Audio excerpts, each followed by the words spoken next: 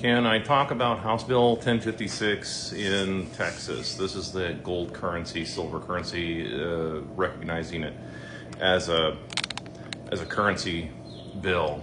And yes, I'll try my best to explain the gist of it, but it's a tough topic. And it's not tough for me to understand it. It's just that it's hard for me to explain it.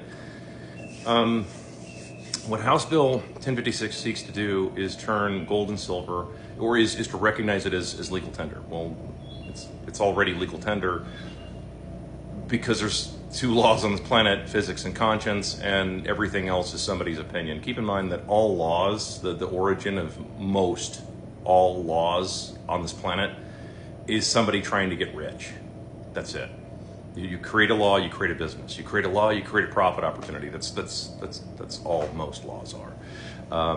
It's where, even going back into the religious laws, and I talked about this a long time ago, if your entire economy is based on goat and mutton, right? Goat meat and mutton, if your entire economy is based on that, and then a pig farmer shows up and says, hey, look at this, I'm going to be able to feed people, for a tenth of the cost, because pigs are omnivores, they produce a lot more, they produce faster, and so there's more meat. What do the people who are already there do? They turn to religion, like literally in this case, and say, hey, you better go into your sacred texts and find something that we have to tell these people not to eat pig. I'm not kidding. That's where that stuff comes from. That's where all of that comes. That's the history of all of that. It has nothing to do with what God said. God didn't say any of that. That's people pointing that stuff out. That's people trying to either get rich or stay rich.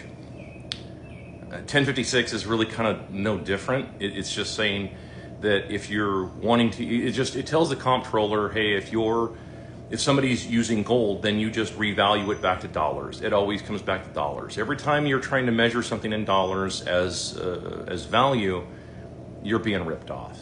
Let me just say it again. Every time you try to value something in dollars, you're being ripped off automatically. And it's not a soundbite. I know that I have a few people that are younger that watch my videos. The majority of young people aren't ready for my video. Dude, they can't. They can't understand anything that I'm saying, because it's like hundreds of videos that I've spent trying to explain this shit over the course of years, and I'm not very good at it. I'm just not, and I recognize that. I've actually thought about giving some of my body of work to somebody else to translate, to make it a little more understandable for people, because maybe they're not getting it. But if you pay for something in gold, let's say, this is going back to your question, if you pay for something in gold in Texas, and let's say you buy a car for 2 ounces of gold, okay, whatever.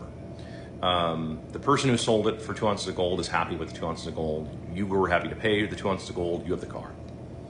And let's say that person, that company, because it was a business, let's say, because companies are always regulated, unfortunately, they say, well, let's go ahead and say, okay, well, that gold at the time of the transaction was worth this much dollars.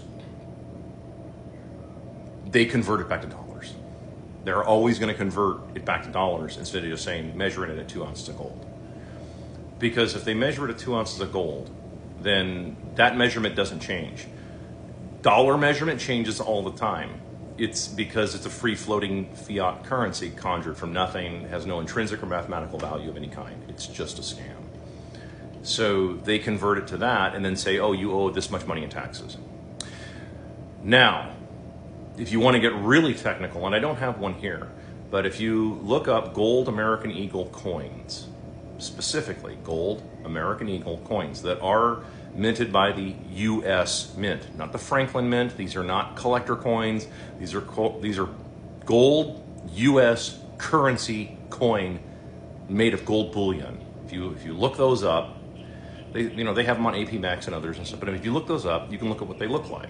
And so you take a coin, it says United States of America on it, and it is actual, genuine money that the U.S. is required to produce. The U.S. Mint is required by law to produce that. And it'll have a face value on it. So if you have a quarter ounce, for example, Face value, if I remember, is $10. 10 US dollars is what the face value is on that quarter-ounce coin. So if you've got a $10 coin, and let's say you I don't know, you bought something for, I don't know, 4 ounce or an ounce of gold, okay, and you paid for it with 4 of those quarter-ounce coins. Legally speaking, you paid $40 for that.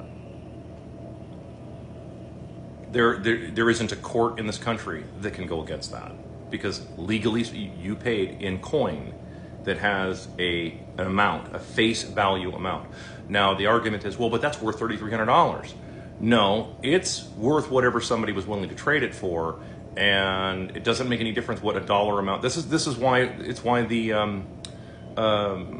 Department of Licensing has these arbitrary taxes now for cars. They used to be able to, you could just walk in with a bill of sale, and the bill of sale would say whatever number, right?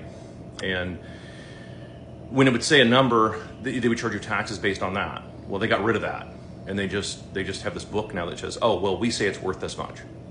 It's arbitrary because people can figure that stuff out. You could buy cars all day long. You could buy houses all day long, and say, like, oh, well, I only paid, $5,000 or $500 for this house, 10 ounces of gold or whatever. You get what I'm saying? Like, you could do that, and then the face value is this lower number.